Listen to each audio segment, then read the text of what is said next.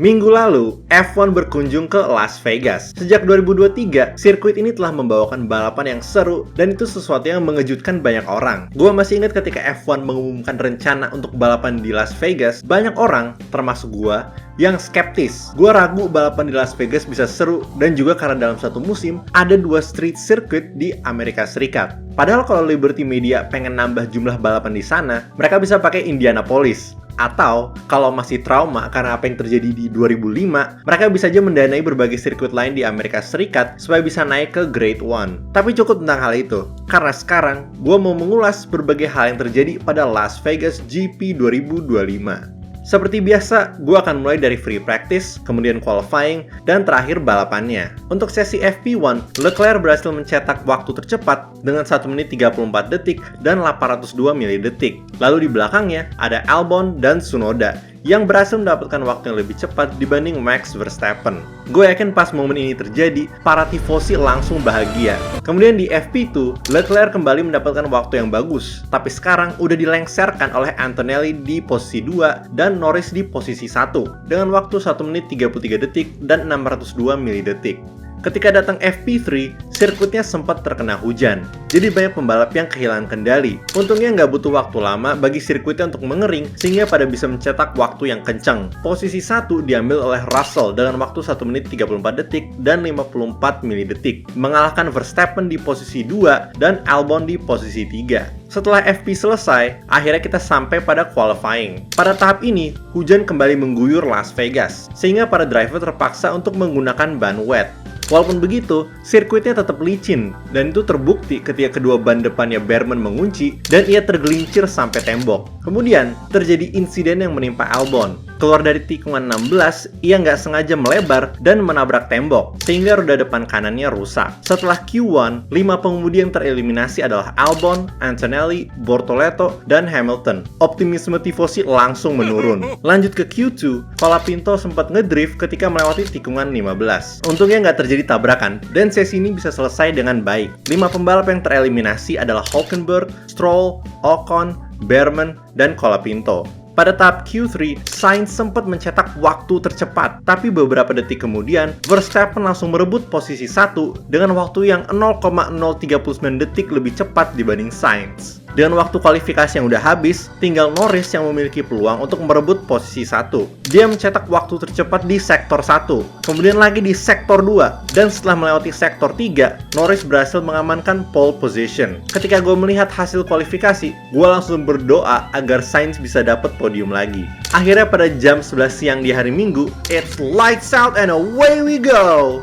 Menuju tikungan pertama, Norris langsung mengambil garis dalam untuk menghalangi Verstappen. Tapi gara-gara itu, ia telat ngerem dan melenceng terlalu jauh, sehingga Verstappen langsung merebut posisi 1. Bukannya menghalangi, malah ngasih celah dong. Pada saat yang sama, Russell berhasil menyalip Sainz dan juga Norris untuk mengambil posisi 2. Tapi drama tikungan pertama belum selesai, karena kalau lu perhatikan baik-baik, terjadi kecelakaan besar di posisi belakang. Bortoleto telat ngerem sehingga menabrak Stroll dan juga Gasly. Selain Bortoleto, Lawson juga sempat bertabrakan dengan Piastri. Untungnya karena cuma benturan ke roda, mereka berdua masih bisa lanjut. Pada lap kedua, Tsunoda langsung masuk pit stop dan ganti ke ban hard. Dengan ganti ke ban tersebut, ia bisa lebih lama di sirkuit dan mengambil beberapa posisi. Masih di lap 2 nih, udah terjadi insiden lagi. Sayap depannya Lawson rusak sehingga ia bergesekan sama aspal. Pada lap kelima, ketika Russell sibuk ngejar Verstappen, Leclerc berhasil menyalip Behrman dan mengambil posisi 7. Kalau kita lanjut ke lap 7, Russell udah deket banget sama Verstappen. Cuma beda 0,448 detik. Itu udah berada dalam jangkauan DRS. Tapi dia nggak berhasil. Lama-lama, jaraknya semakin jauh dari Verstappen. Di lap 10, Russell itu 1,4 detik di belakang. Pada saat itu juga, yang menang udah ketahuan. Memang kodratnya kayak gitu. Lu kasih Verstappen posisi 1, pasti dia pegang terus sampai lap terakhir. Jadi kita nggak perlu ngomongin yang di depan dulu, karena mayoritas dari keseruannya terjadi di papan tengah. Pada lap 12, Leclerc berhasil mengambil posisi 6 dari Piastri ketika masuk tikungan 14. Dia bener-bener pakai kekuatan dari dalam. Lalu di belakang, terjadi pertarungan sengit antara Hamilton dengan Albon. Bahkan sampai sayap depannya Albon rusak karena ia telat ngerem dan menabrak Hamilton. Pada lap 15, Antonelli mendapatkan penalti 5 detik karena bergerak sebelum balapannya dimulai. Satu lap setelahnya, dikeluarkan VSC supaya para petugas keamanan bisa membersihkan sirkuit dari sayap depannya Albon. 4 lap kemudian, Albon dikenakan penalti 5 detik karena pertarungan sebelumnya dengan Hamilton. Kalau kita lihat di belakang, Alonso berhasil menyalip Tsunoda dan Colapinto secara berturut-turut dan mengambil posisi 12. Umur boleh tua, tapi skill tetap gak ada duanya. Kemudian di lap 25, Antonelli berhasil menyalip Ocon saat masuk tikungan 14 dan mengambil posisi 7. Lalu di garasi Ferrari ada 2 fans Karbit.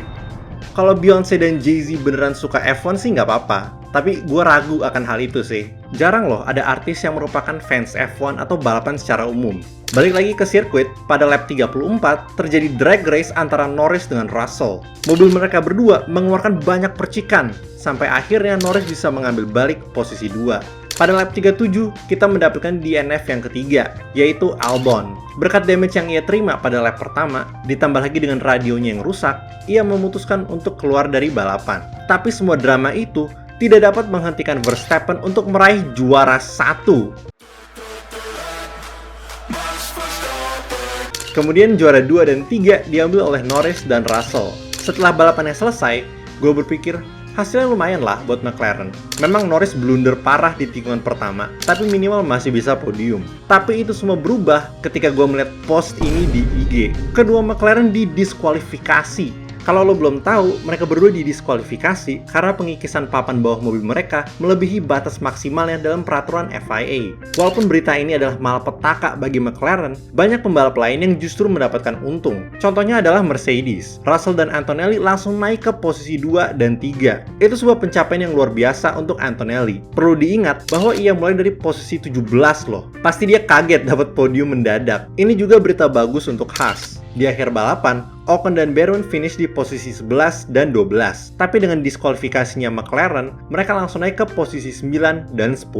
Memang itu bukan hasil yang wow banget, tapi setiap poin yang diraih oleh tim papan tengah sangatlah berharga. Karena itu dapat menentukan jumlah uang yang mereka dapat pada akhir musim. Las Vegas kembali lagi menunjukkan bahwa ini adalah sirkuit yang ternyata konsisten menghadirkan balapan yang seru. Jadi gimana pendapat kalian tentang Las Vegas Grand Prix? Apakah kalian ada yang menduga Verstappen akan menang? Apakah kalian juga kaget karena McLaren didiskualifikasi? Kasih tuh di kolom komen ya. Kalau kalian suka video kali ini, jangan lupa untuk like. Kalau nggak suka, silahkan dislike. Dan kalau suka banget, kalian bisa subscribe dan pencet tombol join di bawah untuk menjadi member. Kalian juga bisa pencet tombol super thanks untuk mendukung gue secara langsung. Makasih banyak guys!